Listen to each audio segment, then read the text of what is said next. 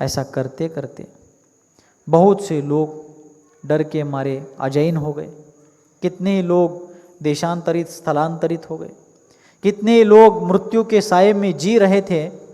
और उसी दरमियान एक सज्जन व्यक्ति, जो वहाँ राजा का आदेश जब जारी हुआ उस समय वे वहाँ नहीं थे, राजा का आदेश उनको पता नहीं था और वे कहीं तमिलनाडु के बाहर गए हुए थे। वो अपना काम समाप्त करके जब घर की ओर लौटने लगे और प्यास लगने के कारण रास्ते में ही, अपने राज्य में लौटने पर रास्ते में ही तालाब के किनारे पानी छान कर पी रहे थे। उनको पता नहीं था यहाँ क्या हुआ है।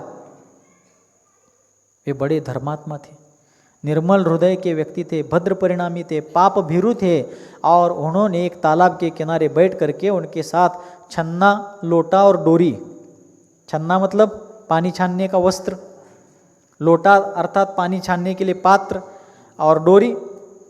कितने ही लोग, पुराने लोग ऐसा कार्य करते थे। स्वयं अशोक पाटनी जी के पिताजी कंवरलाल जी पाटनी और उनके दादाजी रतनलाल पाटनी जब घी का व्यापार करते थे तब वे लोग भी पैदल से, साइकिल से या किसी भी साधन से जब जाते थे अपने व्यवसाय व्यापार के लिए तो उनके साथ छन्ना, लोटा और डोरी, यह व्यवस्था हमेशा रहती थी।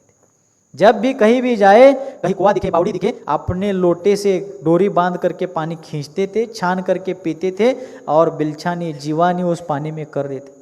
बुंदेलखंड में तो पिछली जो पीढ़ी है, अजीत सागर जी की, अनेकांत सागर जी की पीढ़ी के लोग, उनके भी पिताजी, दादाजी के पीढ़ी के लोग प्रवास में गए, छन्ना, लोटा और डोरी उनके साथ रहेगी कंपलसरी। इतनी निष्ठा थी उनके अपने अपने श्रावक धर्म के प्रति। उसी प्रकार वह व्यक्ति जब वहां पानी पी रहा था और राजा के गुप्तचर व्यवस्था ने, गुप्तचर यंत्रणा ने उस व्यक्ति को पकड़ लिया और देख लिया कि इस व्यक्ति ने राजा के आदेश का भंग किया, उसको तुरंत गिरफ्तार कर लिया गया, राजा के सामने उपस्थित कर दिया गया। लेकिन योगा योग से उसी दिन राजा को पुत्र हुआ था। क्या हुआ था? राजा को पुत्र हुआ था। वो राजा के पुत्र उत्सव का, पुत्र जन्मोत्सव का निमित्त एक भाई कारण रहा। उस व्यक्ति के आयु कर्म का अभी स्थितिबंध स्थिति सत्व ज़्यादा था। यह एक कर्म सिद्धांत की दृष्टि से और संबंध जैन संस्कृति के महान पुण्य का उदय भविष्य में होने वाला था। इसलिए राजा ने पुत्र जन्मोत्सव के निमित्त से उस दिन के लिए उस व्यक्ति को जीवन दान देकर के छोड़ दिया। मैं तमिलनाडु में आकर फिर से इस धर्म को प्रतिष्ठापित करूंगा, इस संस्कृति को जीवंत करूंगा और संपूर्ण जैन आचार विचारों का बीजारोपण यहाँ फिर से करके जैन संस्कृति को फिर से गौरवशाली परंपरा को प्रदान करूंगा। ऐसा संकल्प उस मिट्टी में लेकर के वो तमिलनाडु से कुछ काल के लिए निकल गए और दक्षिण की जैन काशी, दक्षिण की सम्मेद शिखर जी, तीर्थराज श्रवण बेलगोला में पहुंच गए। वो व्यक्ति श्रवण बेलगोल में जा करके वहां पर हमेशा निर्ग्रंथ गुरुओं का सानिध्य रहता था। श्रवण बेलगोल का दूसरा एक नाम है श्रमण बेलगोल, श्रमणों का जहां हमेशा आवास रहता था, श्रमणों की सन्निधि जहां पर हमेशा प्राप्त होती रहती थी, जहां पर अंतिम श्रुत्योली भद्रबाहु आचार्य देव ने चंद्रगुप्त मौर्य जो मुनि बने थे उनके साथ समाधि साधना की थी। स्वयं चंद्रगुप्त मौर्य ने वहां पर अपने गुरु की सेवा की थी। ऐसा वह पवित्र तीर्थ क्षेत्र, वहां पर वह व्यक्ति पहुंच गए और वहां जा करके निर्ग्रंथ गुरुओं के चरणों में जा करके समर्पित कर दिया अपना जीवन, स्वाध्याय और साधना को प्रारंभ किया, श्रावक धर्म को अंगीकार कर लिया और वैराग्य जब पुष्ट हो गया, ज्ञान की साधना जब परिपक्व हो गई, निर्ग्रंथ दीक्षा की भूमिका तैयार हो गई, तब उस व्यक्ति ने निर्ग्रंथ दिगंबर मुनि दीक्षा अपने गुरु के कृपा से धारण कर ली और वे ही निर्ग्रंथ दिगंबर मुनिराज संपूर्ण जैन संस्कृति में आचार्य वीरसेन जी महाराज के नाम से जाने जाते, जिन्होंने षटखंडागम ग्रंथ आचार्य धरसेन स्वामी के कृपा प्रसाद से मुनिवर श्री पुष्पदंत और भूतबली मुनिराज ने उन सूत्रों को षटखंडागम ग्रंथ के रूप में लिपिबद्ध किया। उसी षटखंडागम ग्रंथ के ऊपर धौला और जय धौला की जो टीका लिखी वे ही ये वीरसेन आचार्य, जो तमिलनाडु से निकल करके वहां पर फिर से आकर मैं धर्म की प्रतिष्ठापना करूंगा, ऐसा भीष्म प्रतिज्ञा का संकल्प करके श्रवण बेलगोला चले गए। गुरु की सन्निधि में रह करके ज्ञान साधना, चारित्र साधना करके निर्ग्रंथ दिगंबर मुनि बने। आगे चल करके आचार्य परमेष्टि पर पदारूढ़ हो गए और फिर से विहार करते करते सिंह वृत्ति को धारण करने वाले, निर्भय पना को अंतरंग में आत्मसात करने वाले वे वीरसेन आचार्य देव फिर तमिलनाडु में आ गए। सुन रहे? ध्यान से सुन रहे? क्या कान से? बहुत ध्यान से सुनना है। अब तक जितना सुना तो सुना ही, आगे का बहुत सावधानता पूर्वक सुनना। जैसे ही वीरसेन आचार्य देव पहुंच गए तमिलनाडु में, प्रतिकार प्रारंभ हो गए। क्योंकि राजा की आज्ञा थी, सर्वत्र जैनत्व के प्रति विद्वेष की भावना फैली हुई थी। क्योंकि जहर की बेल को फैलने में ज़्यादा देर नहीं लगती, अंधकार को फैलने में समय कितना लगता है? आप लोग भी देख सकते हैं, किसी इमारत को खड़ा करने में कितना काल जाता है। किसी किसी का तो जीवन ही खप जाता है, लेकिन उसी इमारत को यदि गिराना हो तो कितना काल? कुछ क्षणों का काल लगता है। जीवन भर जिसको खड़ा करने के लिए गंवाया गया, उस इमारत को गिराने के लिए मात्र कुछ चंद पलों की आवश्यकता। वैसे ही प्राचीन काल से हजारों लाखों वर्षों से जिस श्रमण संस्कृति का वहाँ पर झंडा फहरा रहा था, वहाँ पर कीर्ति पताका लहरा रही थी, उस तमिलनाडु में जैन संस्कृति भग्न हो गई थी। वीरसेन आचार्य देव के पवित्र चरण जिस समय उस वहाँ पर पड़ गए, वहाँ फिर विरोध प्रारंभ हो गया। लेकिन उन महामनस्वी आचार्य देव ने अत्यंत दृढ़ संकल्प ले लिया कि मैं प्रतिदिन, सुन रहे? और एक बार पूछता हूँ, ध्यान से सुन रहे? आचार्य वीरसेन जी महाराज ने तमिलनाडु में आकर के संकल्प ले लिया कि मैं प्रतिदिन या जब भी 108 लोगों को जो जैन से अजैन बने हैं, उन लोगों को 108 लोगों को जैन बनाऊंगा, फिर एक बार आहार करूंगा।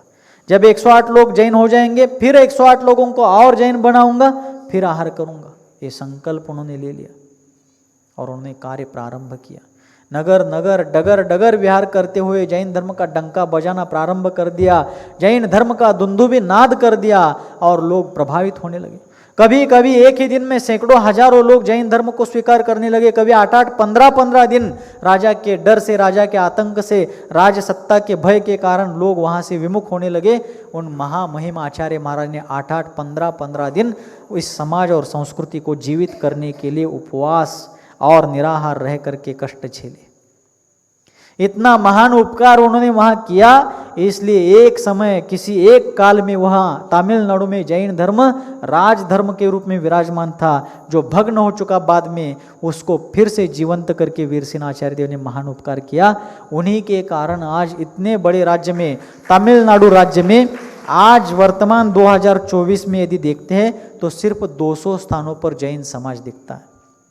कितने?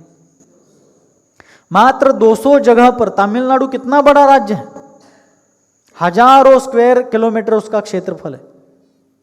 इतने बड़े राज्य में सिर्फ 200 स्थानों पर आज जैन समाज, जैन संस्कृति का अल्पतम अस्तित्व दिखता है। वो भी वीरसेन आचार्य देव, वीर प्रभु के अनुयायी वीरसेन आचार्य देव फिर से वहां लौट करके आए। उन्होंने महान पुरुषार्थ किया, महान योगदान बलिदान दिया, इसलिए आज वहां पर जैन संस्कृति जीवित है, जीवंत है। ऐसे कितने ही जगहों पर हुआ। ये एक वीरसेन आचार्य जी का होगा, ऐसे कितने ही आचार्यों ने ऐसा कार्य किया है।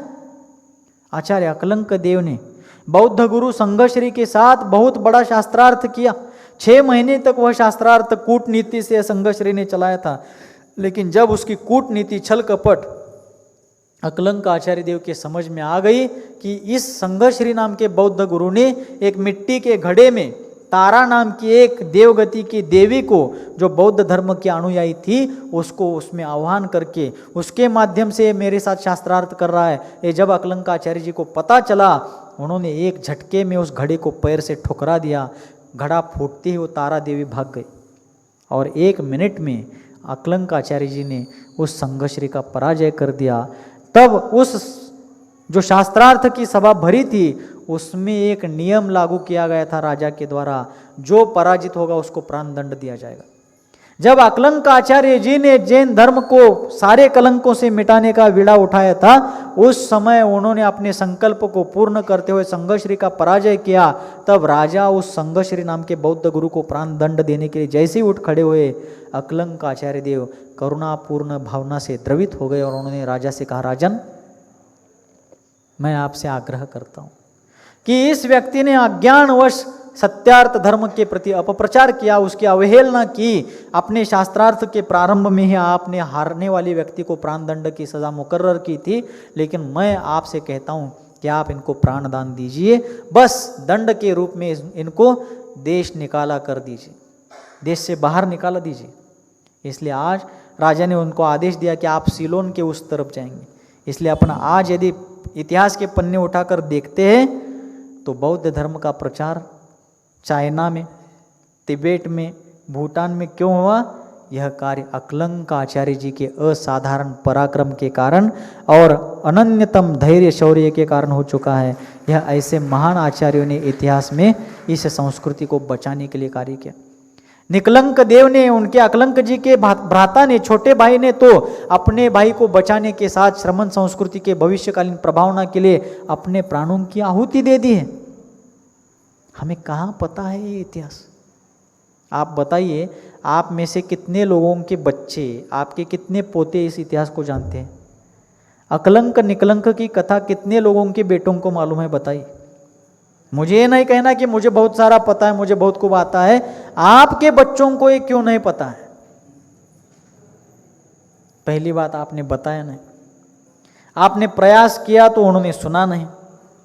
सुनने का प्रयास करते हैं तो और किसी काम में वो उलझते हैं। लेकिन ऐसा हम सब भूलते गए तो हमारे ऐसे जो महान आलोक पुरुष हो गए इतिहास में, जिनके प्रकाश के सामने कोटि कोटि सूर्य भी शर्मिंदा हो जाते हैं, ऐसे प्रभापुंज जो महान लोग हो गए हैं, उनका इतिहास ही हमारी अगली पीढ़ियां नहीं समझेंगी, नहीं जानेंगी तो उनकी गौरव गाथा, उनका महान योगदान हमारे आगे के पीढ़ियों को पता कैसे चलेगा?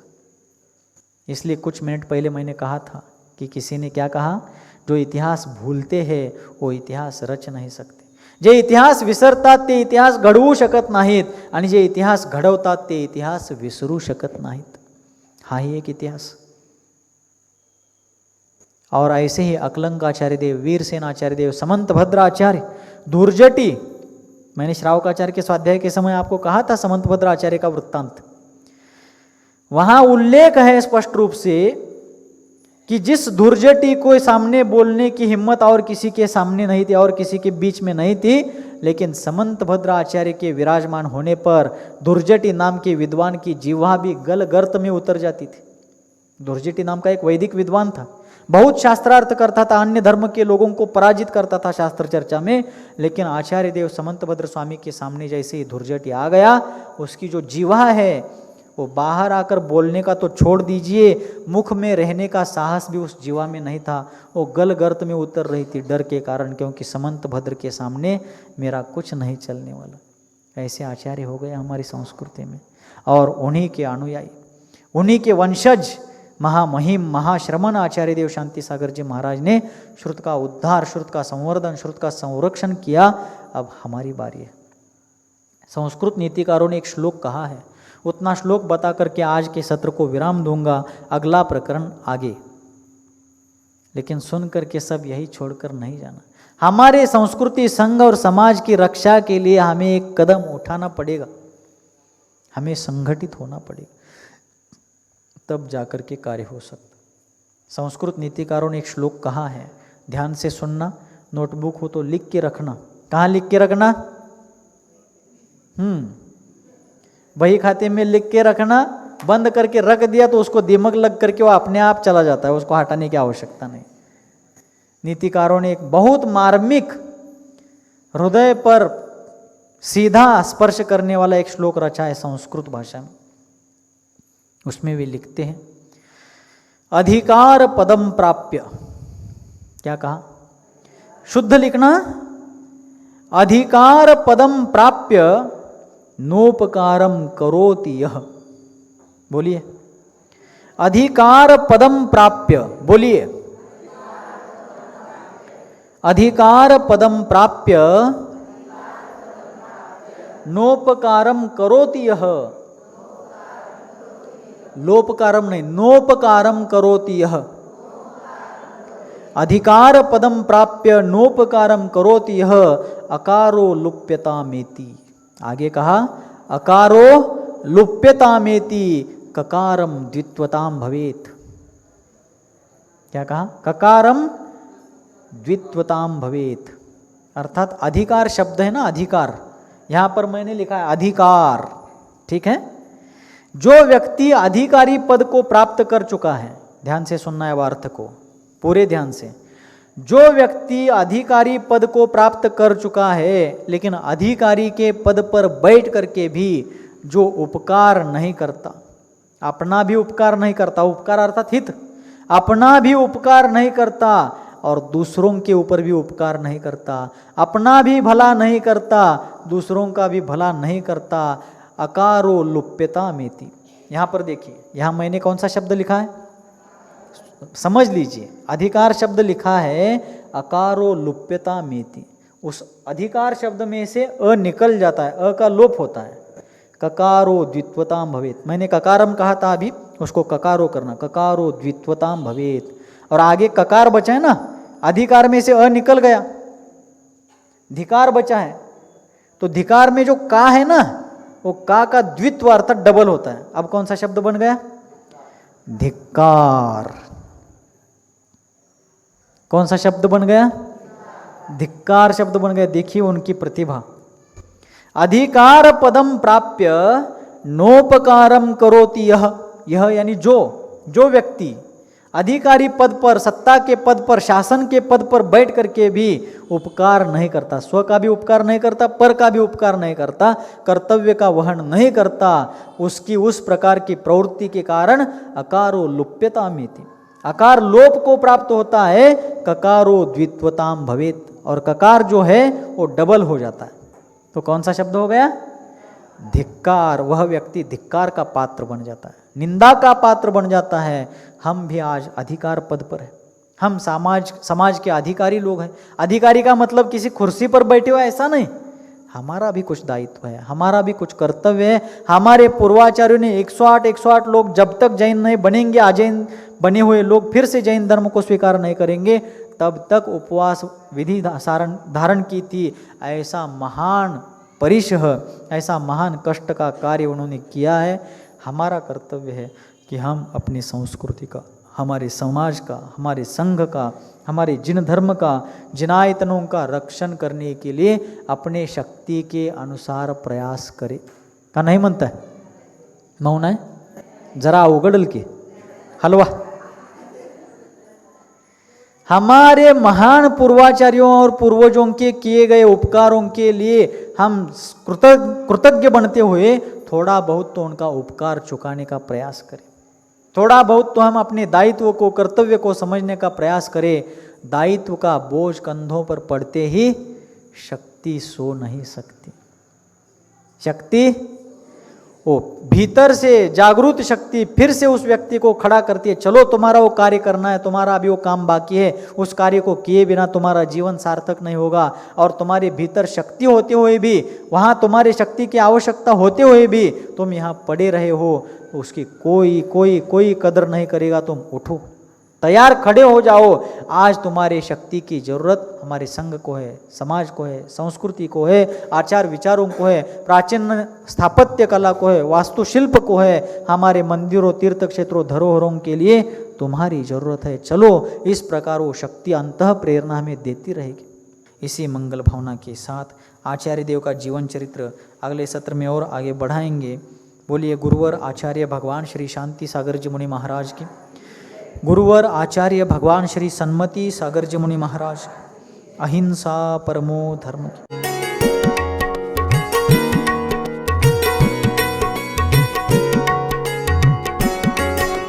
मध्य प्रदेश